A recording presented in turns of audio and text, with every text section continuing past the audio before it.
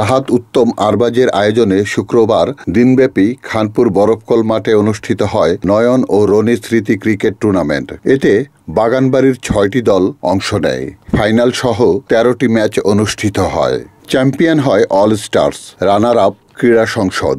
সন্ধ্যায় অনুষ্ঠিত হয় পুরস্কার বিতরণী পর্ব।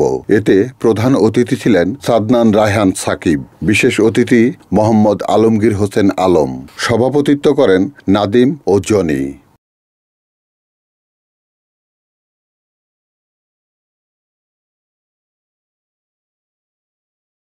যদি কোনো সহায়তার প্রয়োজন হয় আমাকে অবশ্যই জানাবেন, আমি আমার সাধ্যমতো চেষ্টা করব আমি এটা আরো সুন্দর করে করার জন্য। আর অনুষ্ঠানটা সুন্দর মতো পরিচালনা করার জন্য রাহাত ও উত্তমকে অনেক ধন্যবাদ, এত সুন্দর একটি অনুষ্ঠান উপহার দেওয়ার জন্য।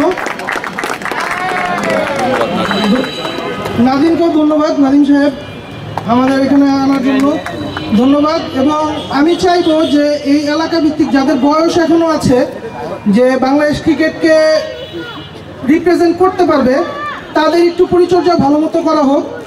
যেমন এখানে দেখলাম অনেক বাচ্চা কাচ্চা নিয়ে আসছে, ওনারা যাতে সামনে ক্রিকেটে আমাদের আরও অবদান রাখতে পারে সেই দিকে নজর দেওয়া হোক। সেই জন্য যদি একটা টুর্নামেন্ট অথবা প্র্যাকটিসের ব্যবস্থা করা হয়, সেই ক্ষেত্রেও যদি কোনো সহায়তা লাগে আমি ইনশাল্লাহ ওই ব্যবস্থাও করে দেবো ইনশাল্লাহ।